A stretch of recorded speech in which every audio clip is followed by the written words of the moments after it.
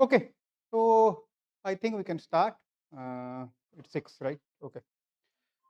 So in the last lecture, we concluded our discussion on variational autoencoder.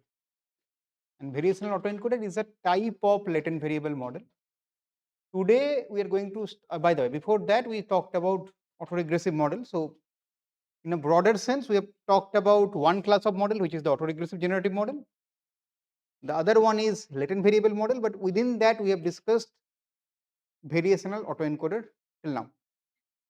Today we are going to start a third generative model, which can be considered as another type of latent variable model, but it's not VAE. It is known as flow-based models, also known as invertible neural networks, and it has a few variants, okay, such as real MVP, such as GLOW, and we'll talk about that, but not today. The variants we're not going to talk about today, but we'll start discussing about this flow-based models, which is a type of latent variable model, right? So let us start with a recap of latent variable model, and from there let us go to the flow-based model, right?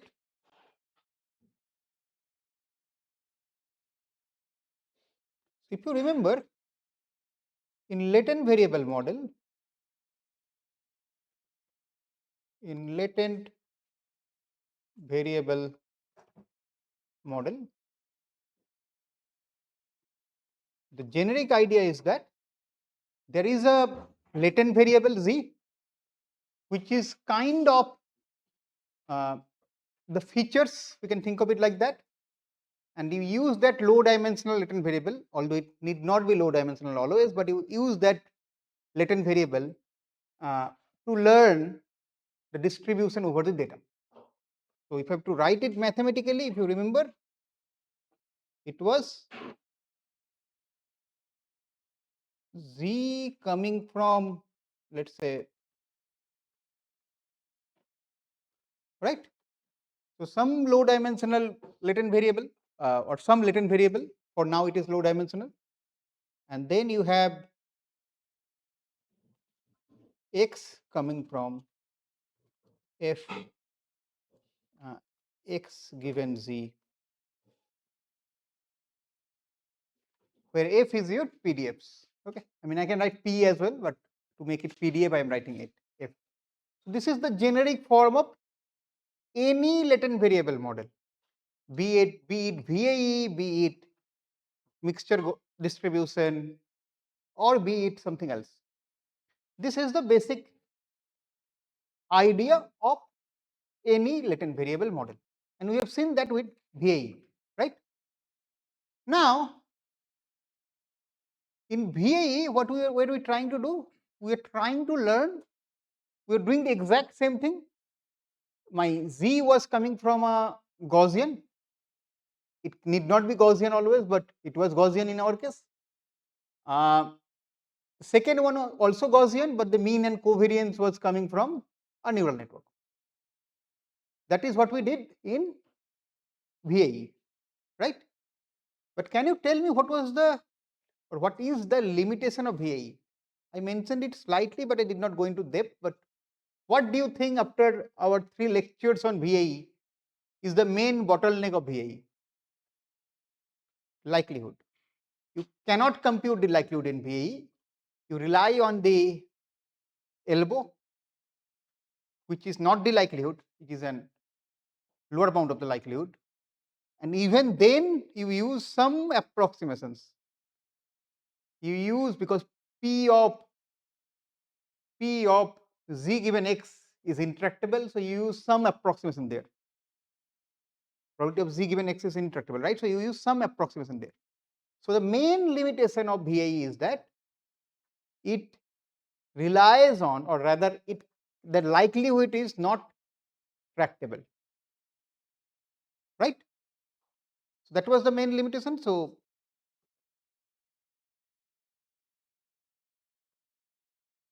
till now,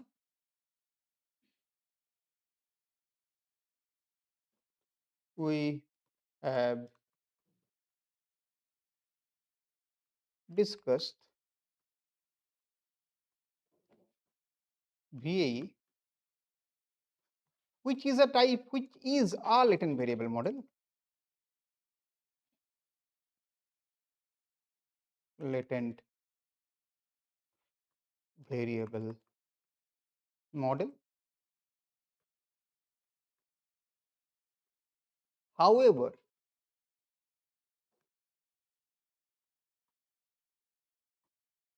in VAE,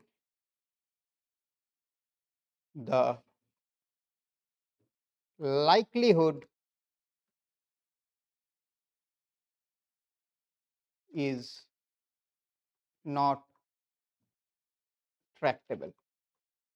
And we have seen that. We spent 3 lectures on VAE because of this fact only. If that likelihood was tractable, VAE would have been completed in 1 lecture. Right? In 2 lectures, we only did how to do it, deal with this intractable likelihood. That's what we did. Right?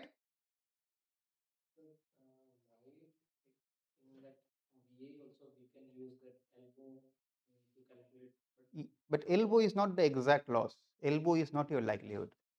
Elbow, because you cannot compute the likelihood, you are using elbow as a lower bound of your likelihood. And you were working with it. So elbow was kind of a jugaad, I mean, if you want to say so, right?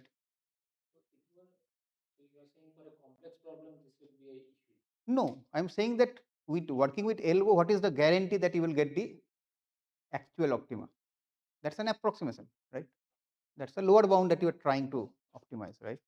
So you are not able to evaluate the actual loss function that you were supposed to use, right? So we ask the question that can we develop, or someone asked the question, right? Is it possible to develop a latent variable model where the likelihood can be evaluated exactly? Is it possible to come up with a latent variable model where this approximation is not needed? And that is the main motivation of flow-based model.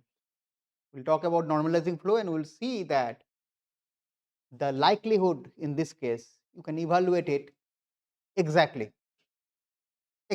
no approximations. Remember that in autoregressive model also we could evaluate the likelihood exactly.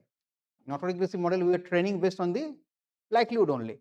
So autoregressive model was already giving us exact likelihood, but autoregressive model had other issues.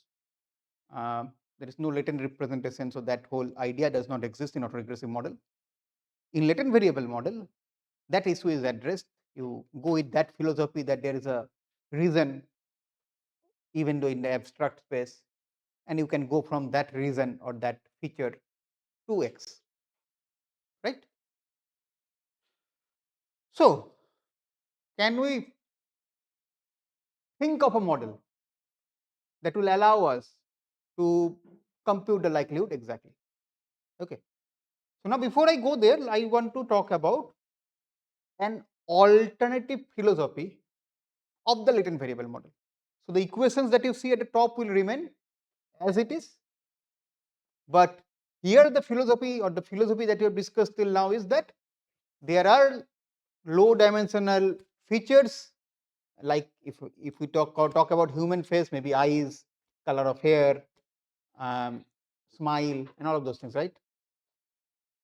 And that was the whole philosophy that we discussed when we introduced this idea of latent variable model. But there is an alternative philosophy as well, which is coming more from a practical aspect or more from computational aspect.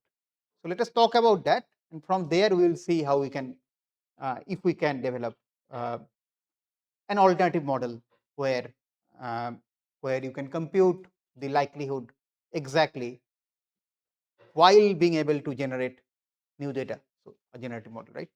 Okay. So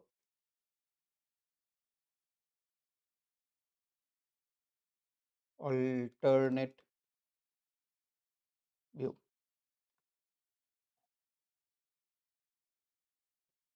So an alternative view is that the equations does not change, it remains as it is.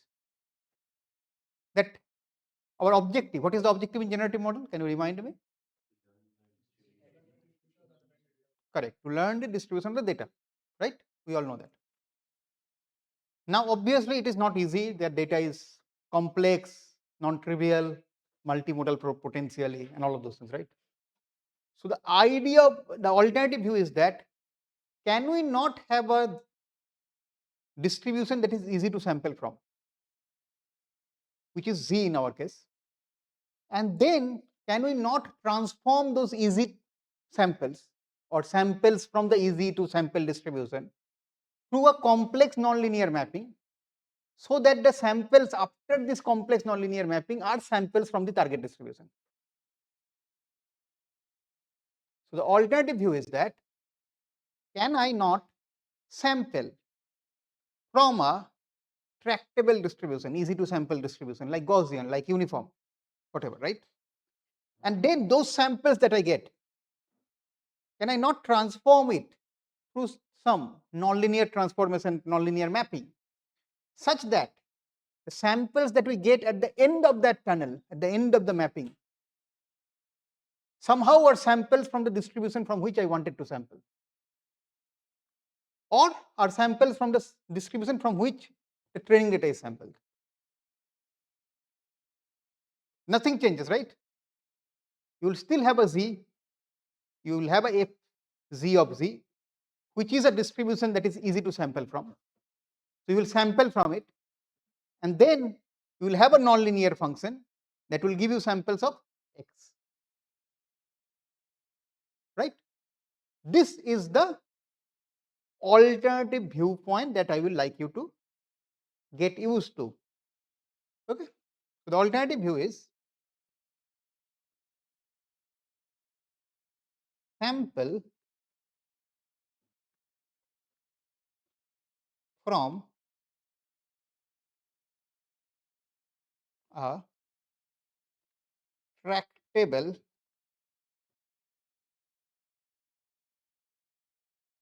distribution, and that distribution, let's call it FZZ, and transform the samples. When I say transforms, I mean passing it through some nonlinear function, right? Transform the samples.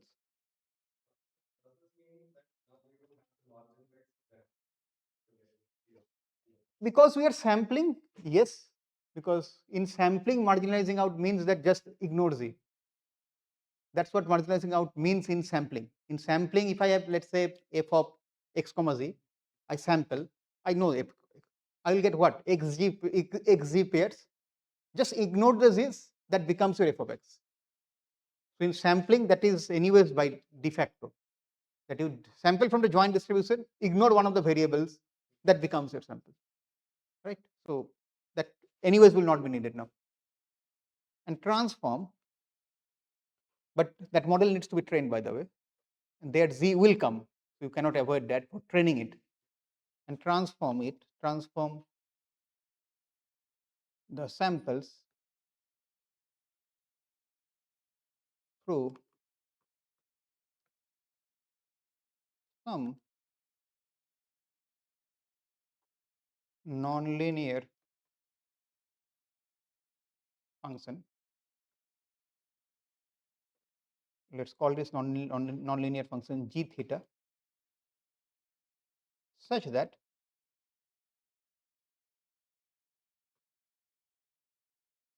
the samples obtained after transformation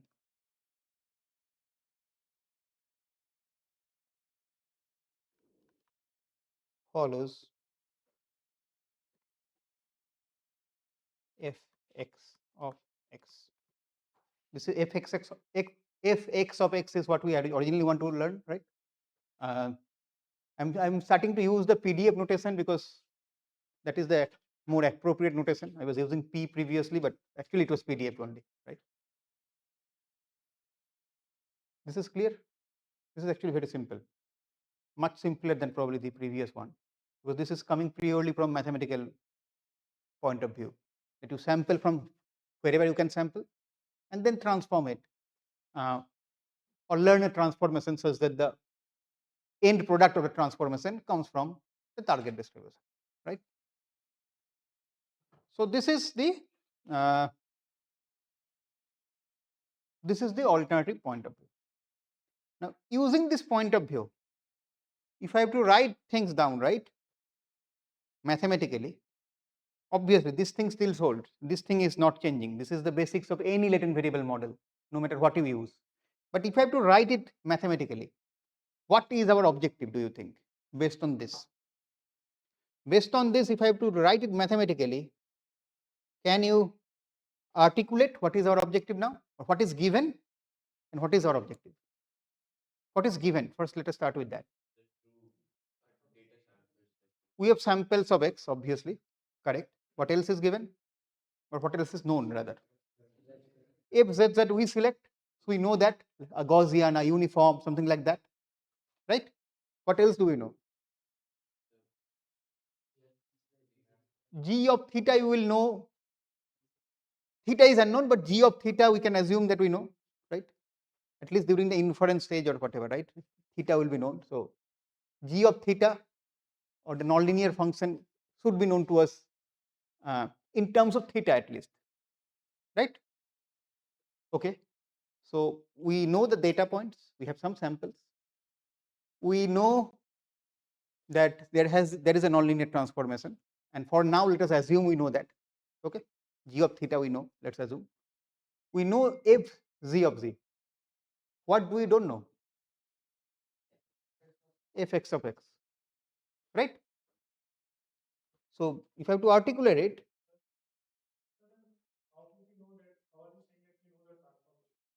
for now I am saying that assume that we know it. We don't know. Theta has to be trained, obviously.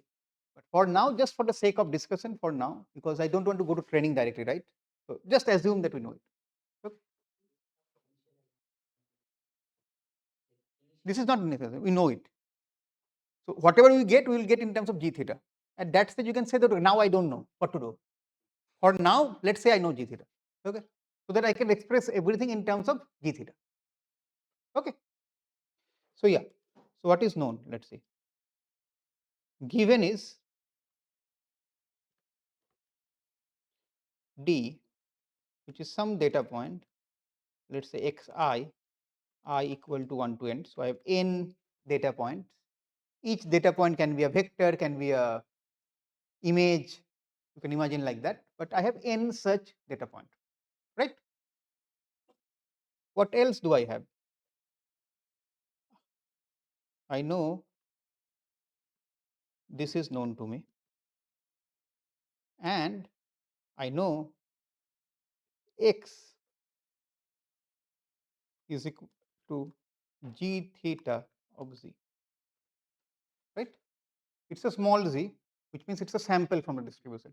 Capital Z is the random variable, capital X is the random variable, small x is a sample from the random variable, small z is a sample from the random variable, which is Gaussian in this case, right? Gaussian or uniform, something, it can be uniform as well. This is what we know. What we want to find out? Fxx.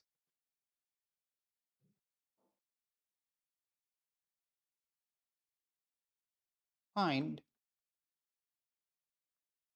Fxx. Okay. This statement is clear to everyone. Is there anyone for whom this statement is not making sense?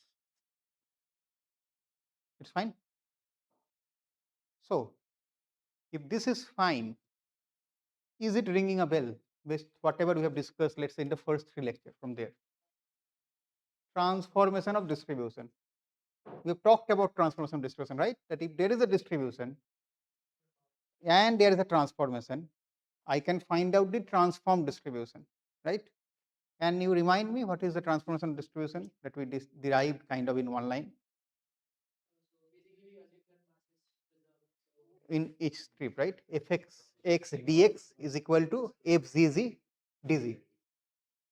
So this is a problem of transformation of distribution, right? When you pose the problem in this manner, it is quite obvious that transformation of distribution will come into picture. Flow-based models are based on transformation of distribution. That is the main player in normalizing flow. I mentioned it earlier when we were talking about this transformation of distribution. So that is the main difference. That is the main player. You use transformation of distribution to devise a model, to develop a model that, and because you are using transformation of distribution, you can see that you will find out fxx, and it will come as a function of theta. So that is basically probability of x given theta, which is your likelihood. Because this transformation is exact, your likelihood is exact. So the whole idea is to use the idea of transformation of distribution to develop the model. Clear? Okay. So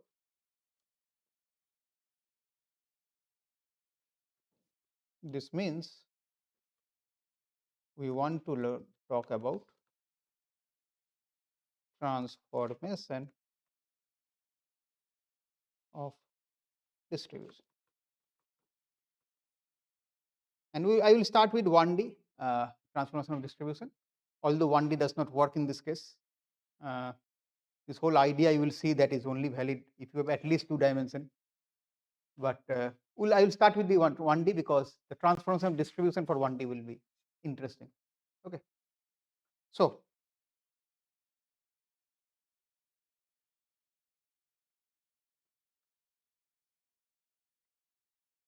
transformation of distribution.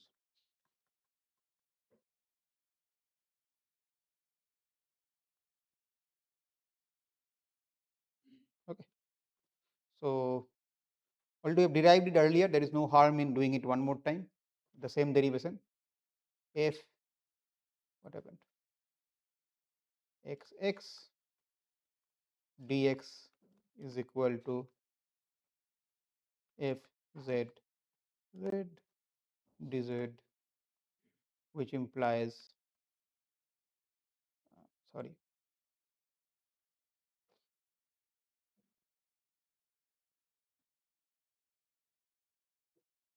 which implies f xx is equal to f z z dz dx, right?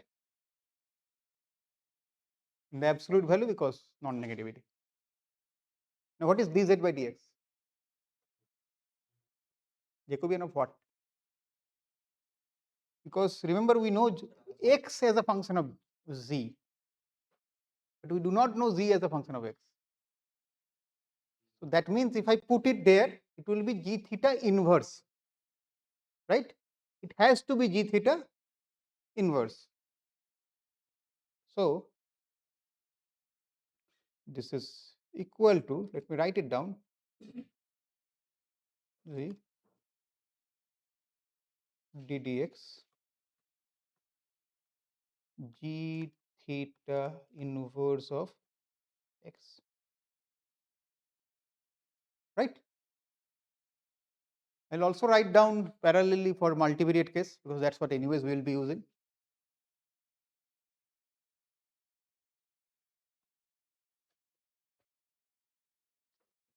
For multivariate, what changes for multivariate?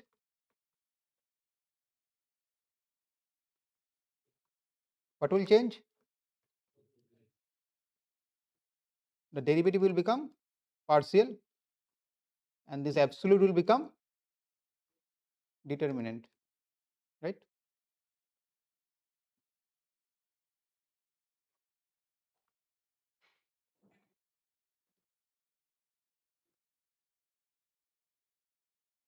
Right?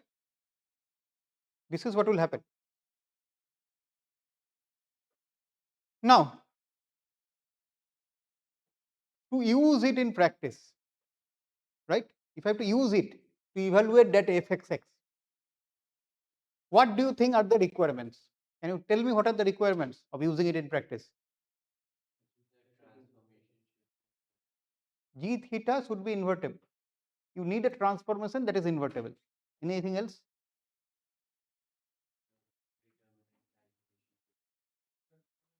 Determinant should be, you should be able to obviously non-singular, and it should be easy to calculate also, because you have to calculate it many times, right? What is the easiest determinant to calculate? Diagonal product, right? So I don't know whether diagonal will come or not. We'll see about that, right? But G theta will need to be invertible. That condition we cannot compromise on, because if we compromise on that, this is not valid. If this is not valid, we cannot use it, right? I mean, and when I say G theta has to be invertible, it means it has to be one-to-one mapping. Yes, bijective, right? It has to be bijective, which means if you give Z, you will get X. If you give X, you will get Z. It has to be, it should follow that property. Okay. But now what is G theta? Some nonlinear function I was talking about. What will be in practice? What will be G theta? Neural network. Are neural networks invertible? No. Y is equal to x square is not invertible, because you end up getting square root of y, which is plus minus. So that's not one-to-one mapping. So simple quadratic functions are not invertible or bijective, I mean, to be more specific. So neural network, which is highly nonlinear, is definitely not invertible, which means we need to look into how we can design G theta, which is nonlinear, but at the same time invertible. We need to design G theta, which is expressive enough, that's the whole idea of being nonlinear, while being invertible and while being the Jacobian is easy to compute, the determinant is easy to compute. This is what we need to use it, right? Everyone agrees? So let us see how we can do that. So how can we design G theta, or can we even design G theta such that it is nonlinear and at the same time it is invertible, bijective? Okay, by the way, I've told about, right? I was telling that it is also known as invertible neural network. So you can understand why that name, where that name came from. This invertibility criteria has to be satisfied, and we are definitely going to talk about neural network. That's where the name comes, invertible neural network. Okay, but let us see how we can do that first. Okay.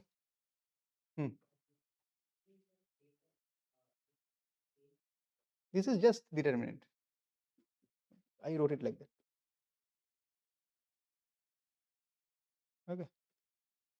So in general,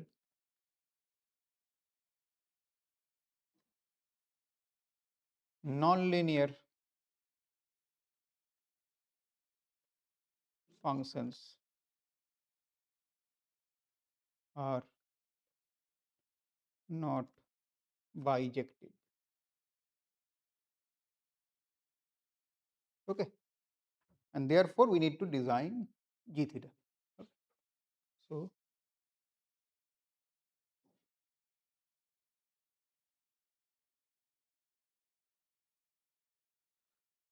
designing G theta is essential, right? Therefore, designing G theta is essential. So let us see how we can do it. Okay. So we will take two variables. You cannot do it with one variable. Okay. So two x1 and x2. That is the requirement. Okay. But in reality, we will have one. So how will you do that? I'll come to that later. For now, we'll talk about x1 and x2. At least two variables are needed. Okay. So the transformation. Let's see.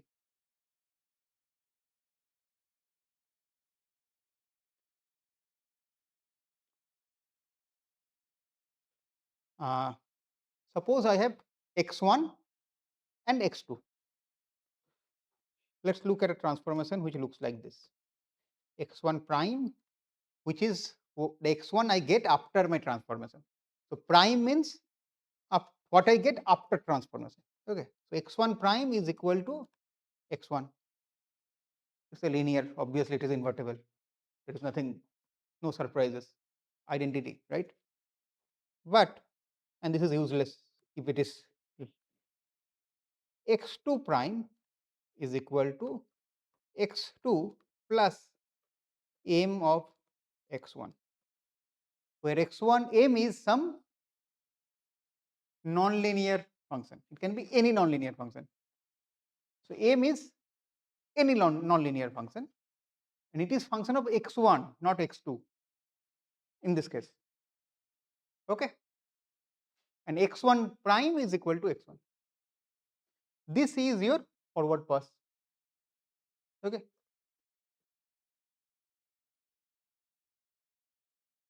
this is your forward pass. Let us draw it. How will it look? Let us try to understand. Suppose this is my x1, this is my x2, and then I have a grade. So create a grade something like this, 3, and then maybe 3 in here. Okay, apply this transformation. So we transform it. I will get x1 prime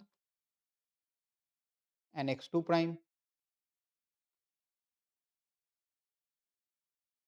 Okay, how will the vertical line look? Same, right? Because x1 prime is equal to x1.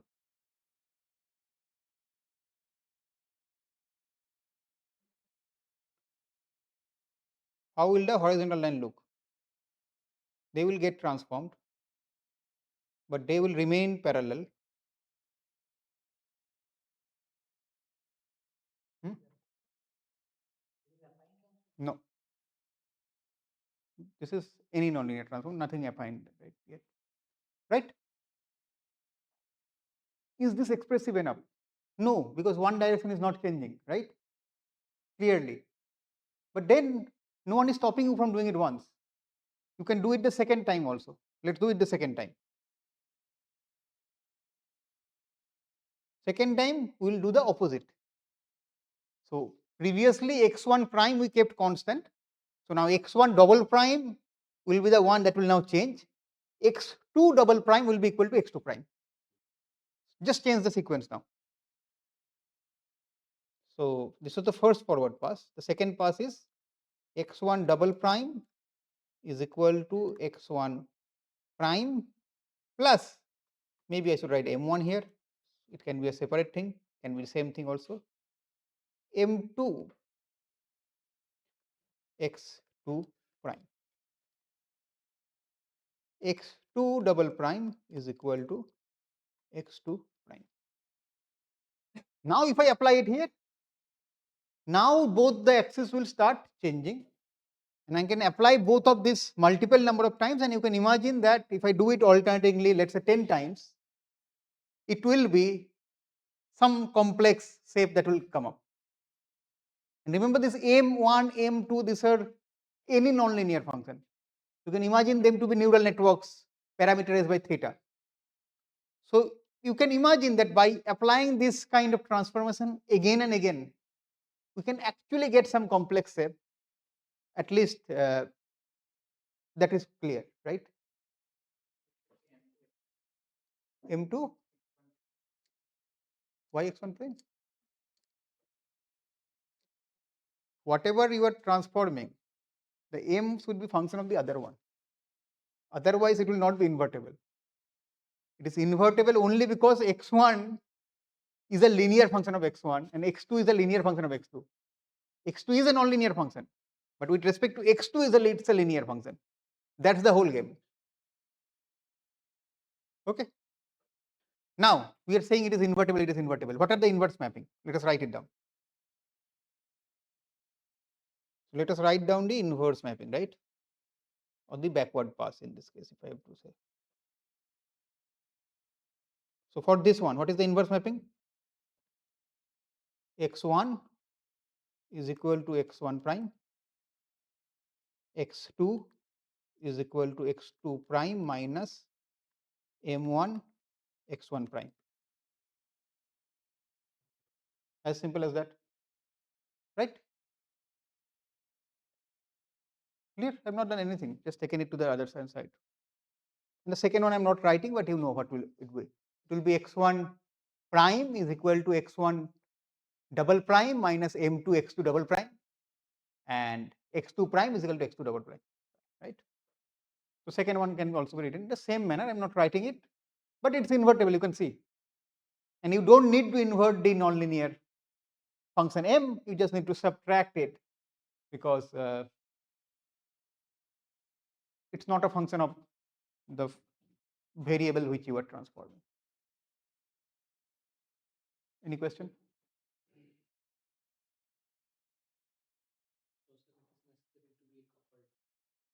It has to be coupled. Other, if there is no need for it to be coupled, I would have not said that at least two variables are needed. If they're not coupled, then I could do one at a time, right? Then why would I claim that at least two variables are needed?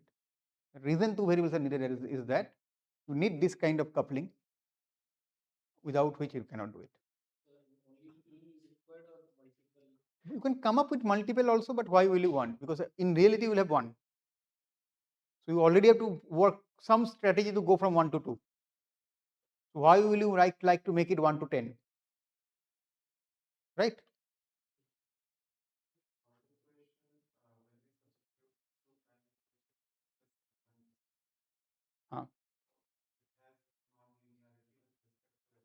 X1. It is having nonlinearity with respect to X1. You are exactly right. But it's invertible because it has only with respect to X1, but not with respect to X2. Look at the green one, right? Because I know that X1 is equal to X1 prime, I just substituted X1 as X1 prime and took it into the left hand side, right? Because during the backward pass, you will not have X1 and X2. You will have the primes, and you want to find out the ones without prime, right? And that you can only do because the first one will directly give you X1 is equal to X1 prime. And in the second one, nonlinear, it will go to the right hand side, left hand side, the other side. Louder, louder.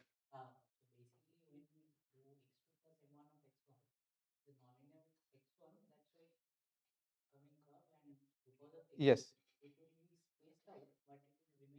Yeah. Yes. Yeah.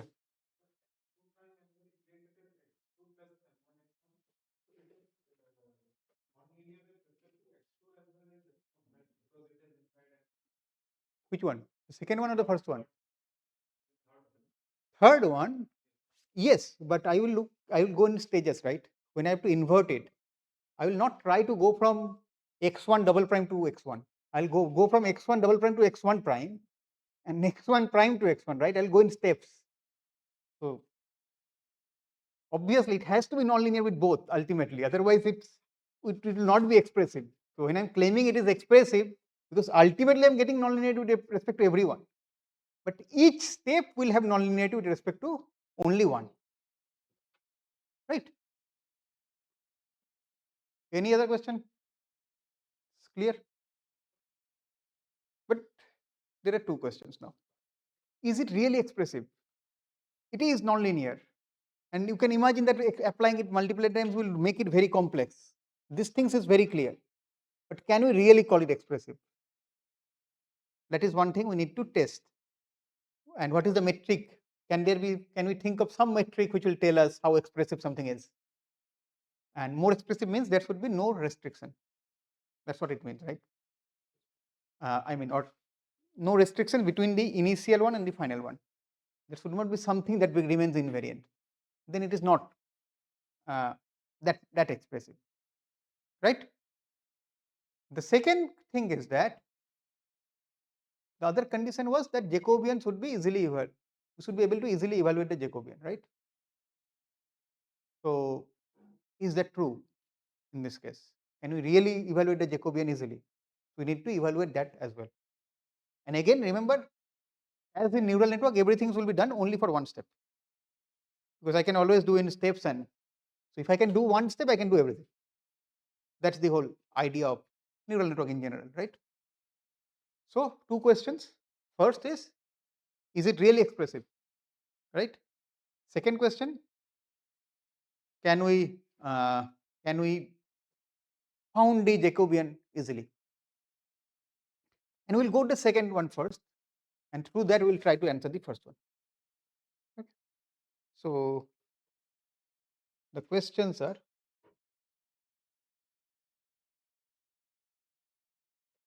is the transformation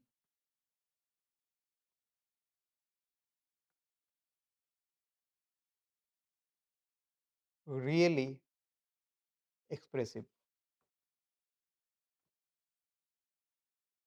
And the second question is,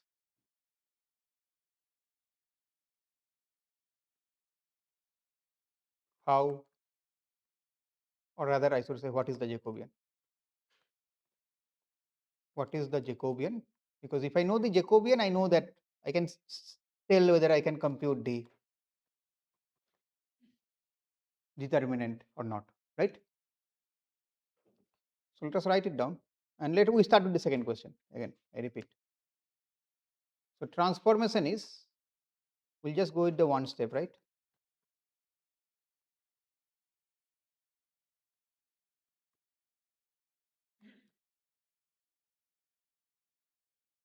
This is the transformation, right? So what is del x bar del x? That's the Jacobian. What is it? There will be 4 elements: 1 1 1 2 2 1 2 2. What is 1 1? Del x1 prime by del x1, which is 1. What is the second term? 0. What is the third term? M dash x1.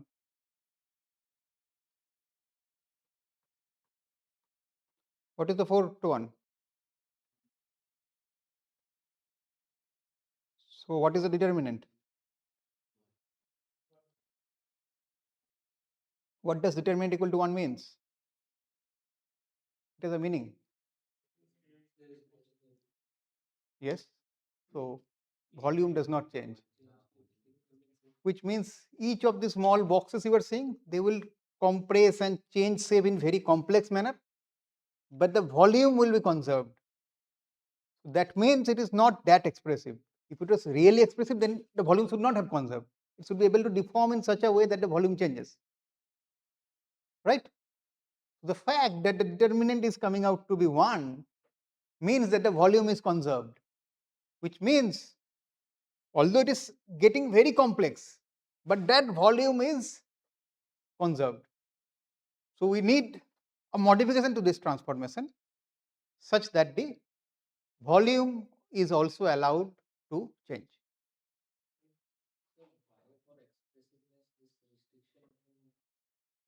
Correct. So why for expressiveness? Because very simple, right? If you are saying that each of the block will have the same volume, that means it will not be able to change or take any shape. How can you guarantee that the initial distribution, initial sample you have generated, that for in a small strip will have the same volume as the one in the of transformation? You cannot guarantee that. You will never have that information that what should be that thing, right? So that is why it is important. Z and X, again, when I say volume should be conserved, when I say that is in terms of PDF.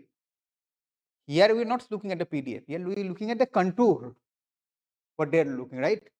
And there it is happening. So that is not a good thing. If it was of the PDF, that will anyways happen. That's fine. Okay. Any question? Okay. So To answer the two questions, what is the Jacobian? Yes, Jacobian calculation is trivial in this case because it's a lower triangular matrix, which means it will be the product of the diagonal, which comes out to be 1, right? To answer the first question, no, it is, yes, it allows you to go to very complex shapes, but it is not that expressive because the volume does not change, which means there is some constraint at least that is there, and that might be restricting this model from achieving its full potential. Correct? We don't want any such restriction. So we will want a model that will allow us to uh, change, the volume should be allowed to change, right? So let us see. So let me write the answer here itself, right? The answer is no. What is the Jacobian? It is here, and it is easy to compute.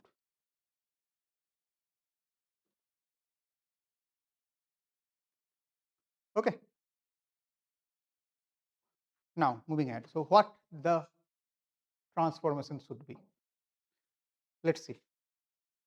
Can we not have a transform? What was the issue with this transformation? The volume was not changing. Why the volume was not changing? Because of the determinant being equal to 1. Why the determinant was equal to 1? Because the diagonals were 1, right? So can we somehow change the diagonal? We should come up with a transformation where at least one of the diagonal is not 1, or rather function of some nonlinear function, right? So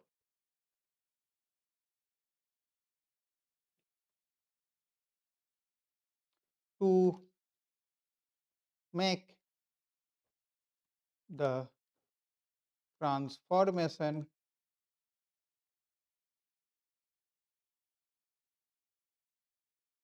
expressive, what we want to do or what we can do, and this is not, this perhaps not the only thing that you can do. You can come up with your own transformation and it is fine. I'm just going to show one transformation, which is the most popular one, which he was mentioning a little while ago, which is the affine transformation. How many of you have heard of affine transformation? It is the name Gaussian, right? Mu plus sigma times. So that same thing. The mu is already sitting there m, the sigma is missing, so we'll bring sigma there. So x1 prime will remain x1, x2 prime is equal to s of x1 times x2 plus m of x1. Okay.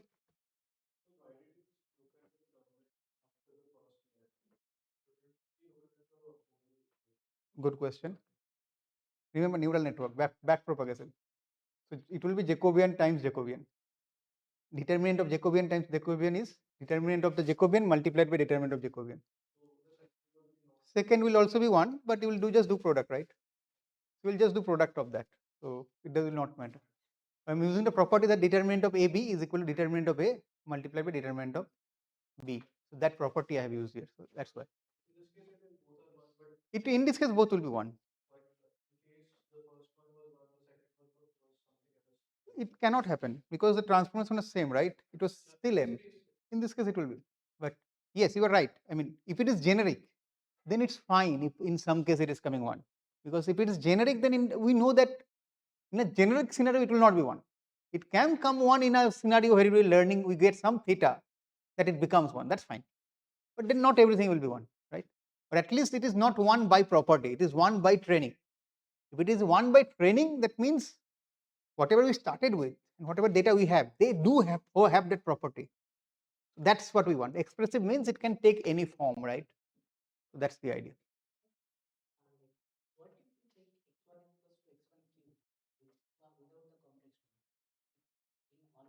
Which one? Which one? Then there is a m of x1, right? M of x1 cube. What will do? Cube root of why x1? Calculate the determinant. Is, that is do it then. Not necessarily. Not necessarily. The transformation will, how expressive is it, is also a question. If you're making it x1 cube, that x1 cube is now not a function of any neural network. You are making it fixed. Whereas with M, and now S also coming into, but forget, think about only M. M was what? Not only nonlinear. It was a function that will be parameterized by neural network, which will be trained. So you were looking at something where the theta or the function can take different form. So if you make it x1 is equal to x1 cube, that might have the property the determinant is now not 1. But that will not have the property of expressiveness. That is, x1 cube is not expressive, it is fixed function. What does expressive means? Expressive does not mean nonlinear. Expressive means a function that can take different form based on the data. That's what expressive means. You have to bring the neural network into picture. You have to bring something which can be trained. When you are making it x1 cube, that is not trainable. That's fixed. That transformation is fixed now. So although that is solving the problem that determinant is not 1, but that is not making it more expressive. What if we use a scalar coefficient rather than a like s of x1 rather than a nonlinear function or a neural network? Very good. If you same answer. If you use s of x1, use a scalar, again that's a fixed thing. Again, it is not trainable. If it is not trainable, that means it is not expressive. Anything that is constant, you cannot train it, because you have to remember that you will not change the model based on whether you are learning MNIST dataset, the ImageNet, or some flow, or some stress field. Your model will not change for these 4 problems. So when you make something fixed, can you guarantee that the same model will now have the capacity to learn all these 4 distributions? Because your model now have less training parameters.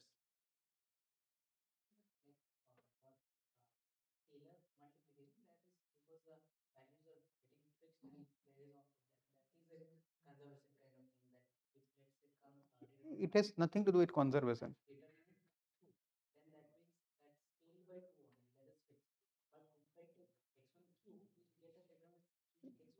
I told you just now, right?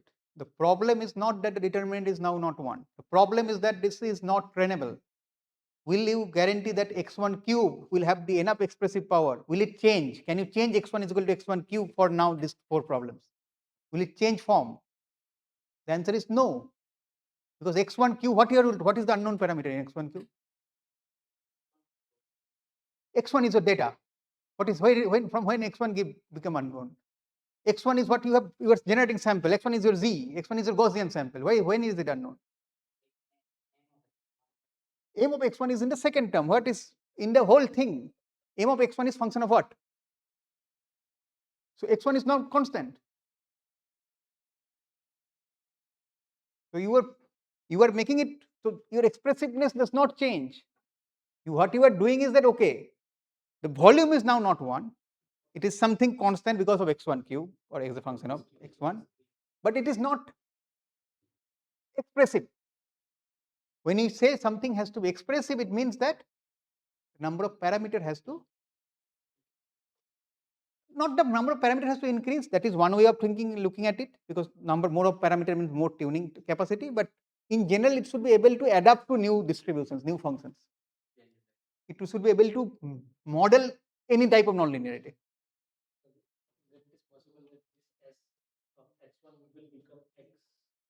It's possible. It might become constant. It might become constant, right? That is all possible. You have to make your model more expressive. That is the whole idea. Okay. Now, do you see any problem with the second expression? There is some problem with the second expression. Can you point it out? Then I'll delete it and write it again once you point it out. S of x1 can't be 0. If s of x1 is 0, then we're in trouble. We need to make something to ensure that s of x1 is not 0. So what we do is we do exponential of s of x1. Okay. So as I was saying, Rishabh, exponential of s of x1, right? We do this. And we do this to ensure that it is non-zero. Exponential cannot be zero. And because we need it, because think about the backward pass. In backward pass, it has to be divided by that term, right? So you will not be able to do that. So, sir, negative not be possible. Negative not being possible is okay because x2 is outside, so that's okay. That should not be a problem. So But sir, that is one of the thing we are losing. Like that is also a part of expressiveness. true, but that the idea is that yes, that will not be negative, but m can be negative. And if m is negative, it will that sign will become negative. So ultimately, you can get negative because m will can become negative. It will become so negative it can go to negative. So m will learn what the value is, right? So if you have to if you are getting 2, you can get minus 2. M just have to become minus 4. Can you also say that it should not be like one is minus of Repeat again. so like this expression of fx solution of fx to x whatever the values and whatever you get from mx1 signs are different. And then in the x2 double dash that will not create a problem. No, because they are trainable, right? So because there is theta they are sitting, and you will train both these parameters. So it is not unique. In some cases, it might by chance get unique, and then you are stuck. You have to start from some other initial value of theta. But in general, that will not happen, right? Because we are enforcing first term should not be 0. The other one you cannot enforce actually, really. I mean, it will be difficult to enforce that. If you can enforce that, you can think about that. But what if in some cases it needs to be 0? Can there be some case? Very unlikely, I guess, believe. But let's say it will only be there if you are transforming from, let's say, x1 and x2 to some low dimensional space where one of the variable vanishes, which will never happen actually in general, right? What is the problem if x2 just becomes 0? Because you ultimately x2 dash should not become 0 at all location. So that's what he was pointing out, that if it is always same, these two terms, then it will become 0 always. But that will not happen because x2 is outside, right? It's so the first term is a linear in x2, the second term is constant in x2. So that is very unlikely to happen anyways, right? Okay, to make the transformation expressive, we do this thing. And then you can see that you can do the reverse as well. But what if x1 and x2 are vectors? They can be vectors as well. So if they are vectors, then we will write it as follows.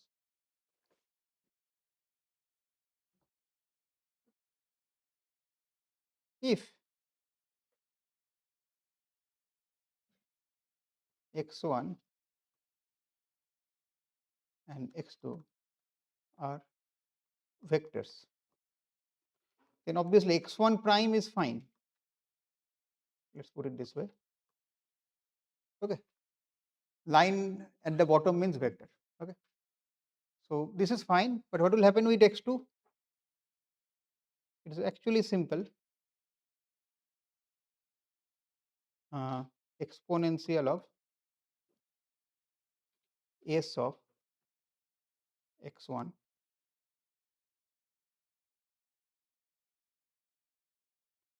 and you do element wise multiplication with x2. Element wise multiplication, right? So they are of same size, you do element wise multiplication. Why element wise multiplication? Because then in the backward pass you will be doing element wise division. So that is why. Plus, okay, now let me use the correct notation t of x1. Why is t the correct notation? T is not the correct notation, but t is the usual notation because t stands for translation, s stands for scaling. So translational parameter or translational network and scaling network. Scale network and translation network is what we call them, because both of these are neural networks. There will be small neural networks sitting inside this, because x1 double prime, x1 triple prime, all these things will come. So So S itself is a vector, right? So I gave a, so it's a multi-output kind of thing. Yeah. Okay, that's why I put a underline there. Okay. So whenever you underline, I mean those who are from AM, they probably know that underline is vector, but that's actually a Cornell notation. So it started with Cornell mechanics, and that's how it came to different places.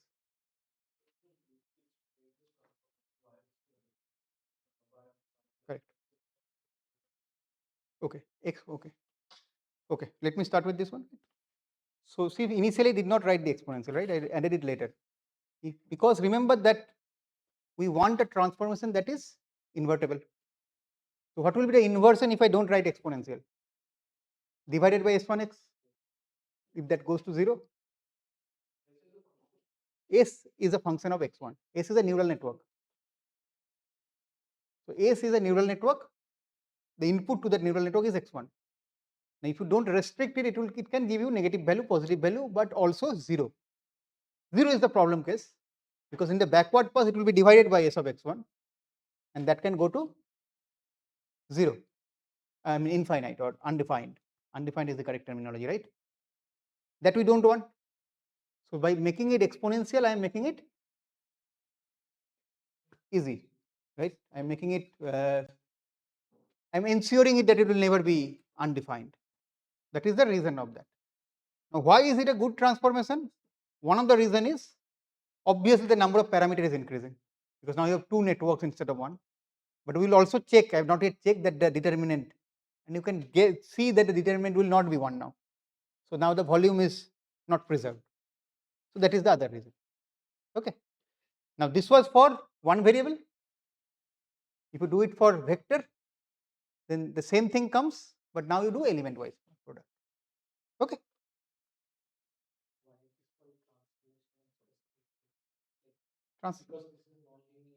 It is non-linear, but it is not a function of x2. So it is translating x2 as some function of x1, but it is translating it. It's doing nothing else, right? It's a mean, right? Mean and standard deviation. That's what it is. Okay. This is known as affine coupling layer. The name is affine transformation. So affine, you take it from there. Coupling layer, because two of these are coupled. So affine coupling layer. Okay.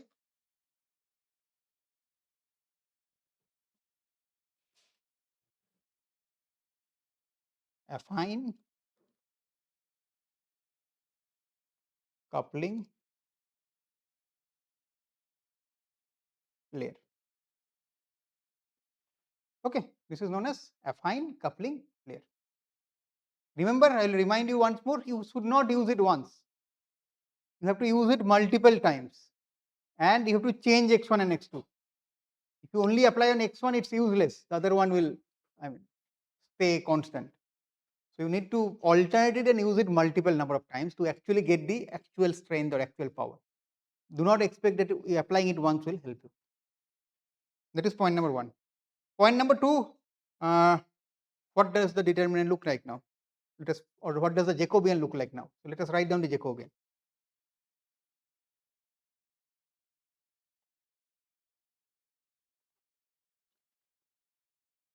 Del x prime del x. Now first let us write for the previous equation, which is the scalar one. So the scalar one will still be 2 cross 2. The first term will be, it will remain to be 1. x1 prime is equal to x1, so it will remain to be 1. It will continue to be 1. The second term will be 0. Third term will be,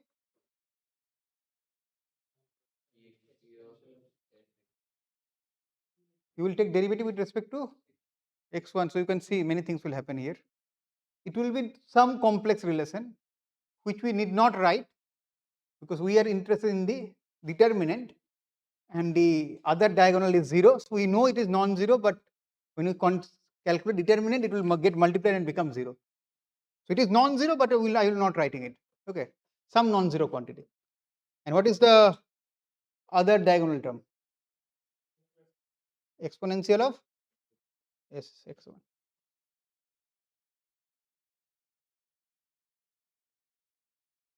And so the determinant is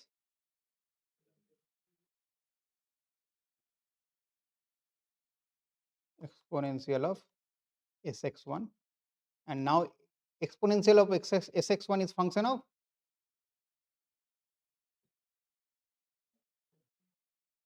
S. S is a network, so it is parameterized by theta. So now if theta changes, this will change. So now you see what would have happened with x cube. It was not a function of theta in that case.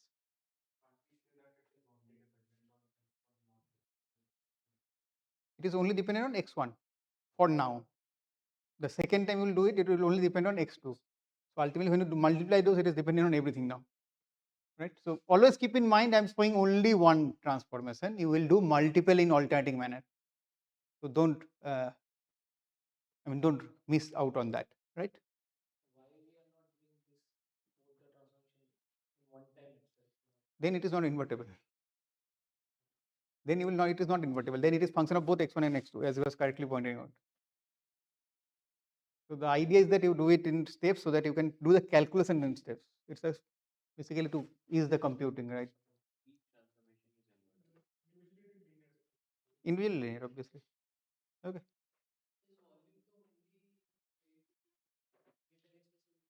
Generally, expression is measured in terms of number of parameters, right? But volume is one of the way to check whether it is expressive enough. It is not the only way. It is nothing. It's not that we always check that. Most of the time, we check the number of parameters. But here, if you increase the number of parameters in M, M is a network. I can make a small network. I can make a large network. Parameter will increase, but that will not make it expressive. So to establish that, we used volume. Okay, we need to increase the parameter, but in a judicious way.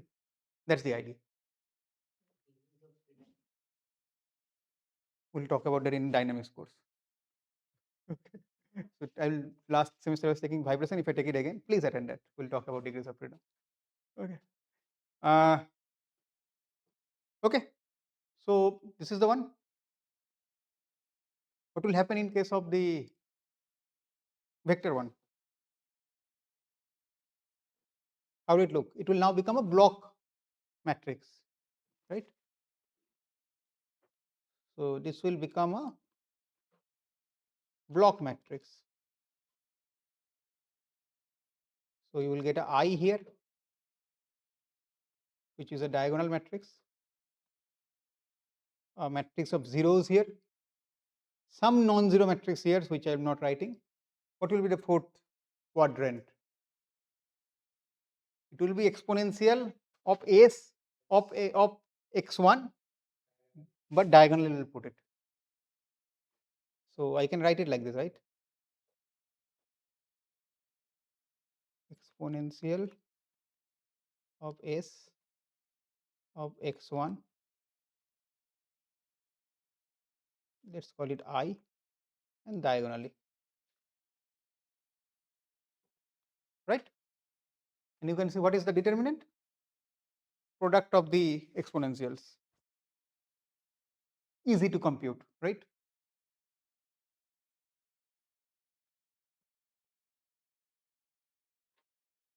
Determinant is product over I exponential of S of x1 I. Okay. Clear?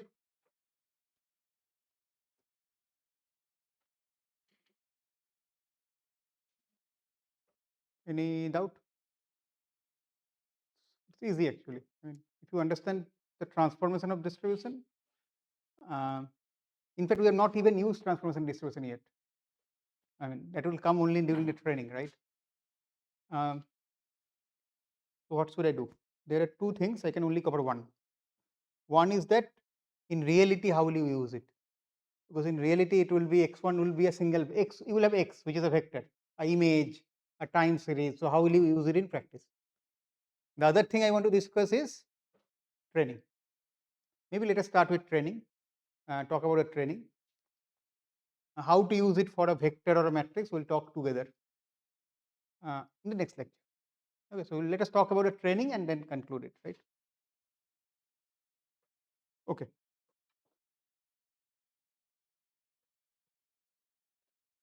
So the question is how to train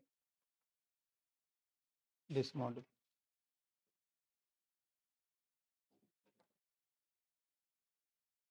Okay, the question is how to train this model.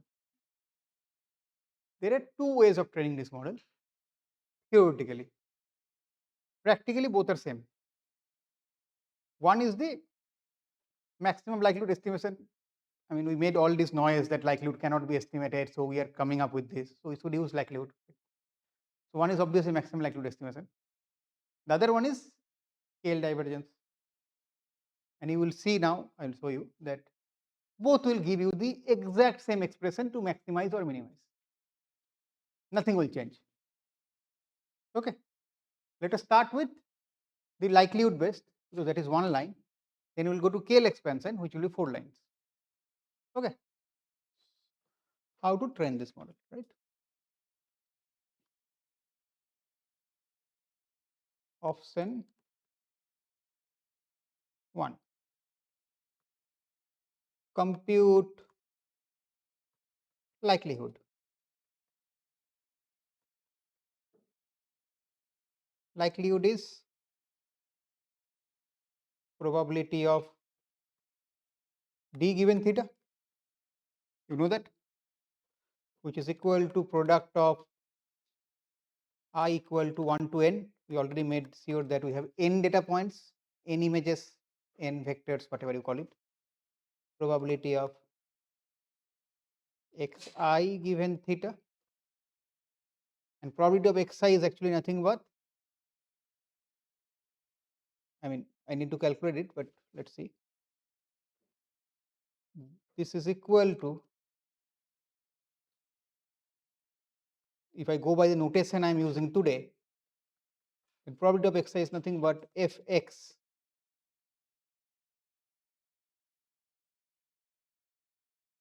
right. I'll use a hat here. Why hat? Because although this is exact, and although I have not written it, I'll write it and it will be exact, but there is a theta sitting there which I need to train. And unless and until that theta matches exactly, it's not exact, because it's a function of theta. You can evaluate it exactly, but the theta optimum is, the optimization problem is never exact, right? So that's why I'm writing f theta. F is perfect, but theta I will not get perfectly, right? Or I'm writing f hat actually, to be very honest. Now, what is this? This we have already defined. What is fx hat? You should be able to tell me. F f z f z, then inside z, but z will not use. Z is equal to what? G theta inverse x. G theta inverse xi. Too many brackets. And then determinant of Jacobian dou x, right? Of G theta inverse x, and we will evaluate it at xi. I mean, you will first take the determinant, then put the value of xi, right? So evaluate it at xi. So let's write some I here, right, to make it sure that it's a function of xi. And you know the determinant will come out to be as product of those exponential terms. So all of that is now known to you. So this is the exact likelihood. There is no approximation here. I am just writing f x hat because theta is not exact. Otherwise, there is No approximation here, right? So you can maximize it. You can also take the log and maximize the log of that, and that will give you your theta. This is the first way of training this model, right? Now for training, you can see that your journey, your model will only have backward pass. Because you have x, right? And you will go from x to z, because you are only evaluating g theta inverse. G theta inverse is your backward pass. I mean, generally backward pass means gradient, but not the gradient, but I mean evaluation in the backward direction. So during inference, in invertible neural network, the computations are all backward. So you will only need g theta inverse during training. During generating data, generation, the evaluation is only forward, because we will generate z from some Gaussian and only evaluate in the forward direction. This is the unique thing about invertible neural network, where during training your evaluation is going from x to z. During prediction or generation, your evaluation is going from z to x. So both the directions are actually utilized, not together. One type of is used during training, the other is used during inference, but both are used. So again, justifying the name invertible neural network. Okay. This was one point of view or one way. The other option is, I said, KL divergence.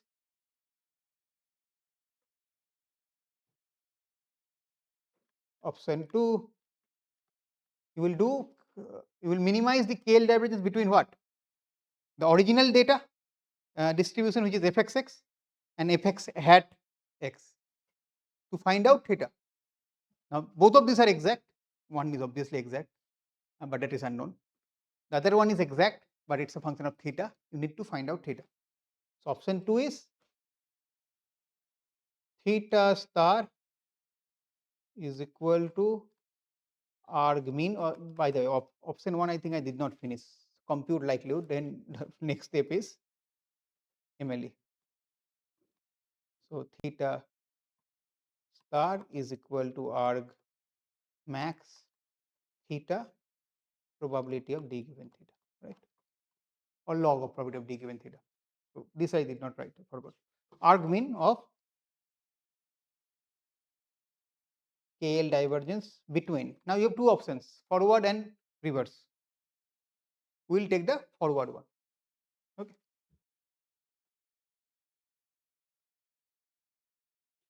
F x x f x hat, right? Okay. Now what we'll do? We write the KL expression, KL divergence expression, write it in terms of expectation, and then evaluate the expectation using the law of large number, and then see what comes. I said this will take 3-4 lines, right? So this is equal to arg mean integration fxx log fxx f hat x x semicolon theta dx, right? This is equal to arg mean integration fxx, okay, one minus sign should come, minus sign is here. If you are taking notes, note keyword track of that negative sign, fx hat x semicolon theta dx, right? The other term I excluded because not a function of theta, it's a constant, right? And that is why, because it's the second term, that's why the negative sign is coming. Okay. Now I can remove the negative sign, but then I should write arg max. Okay. So I'll do two things. Let's see. I'll make it arg max. So the negative sign vanishes. And then this is what? Expectation. So this is expectation.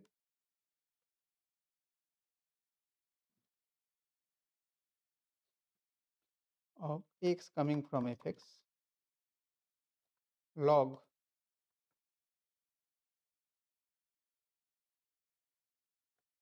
now how do you evaluate this expectation?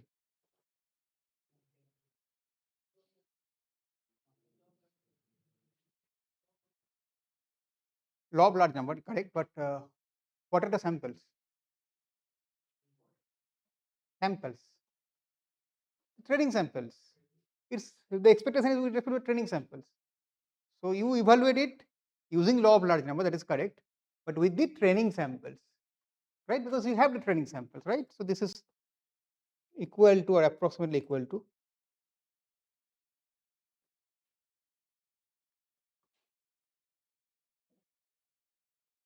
1 by n summation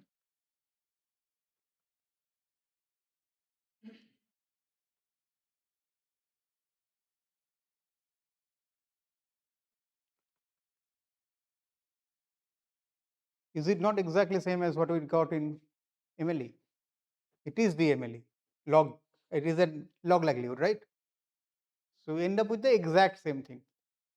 So it doesn't matter whether you're doing KL divergence or the MLE, you do why should you even do KL divergence? I did it because that's a obvious way thing to do, but in practice you will not do KL divergence, you will just do MLE, right?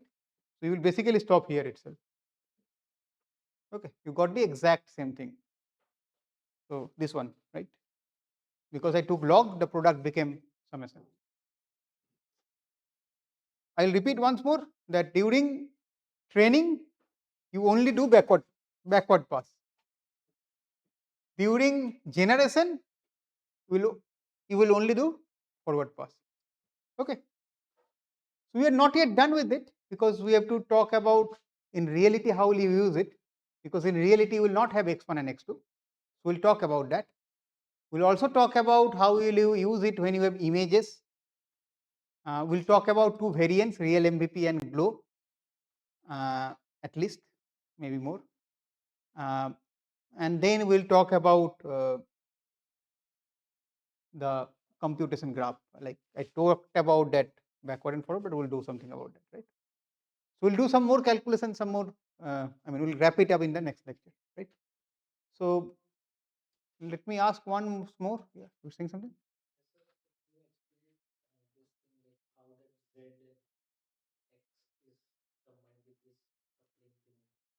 Which that will do next time, right? That's the exact thing I said I'll do next time. So basically, we're not really using any latent variable as such, like We are z is latent variable.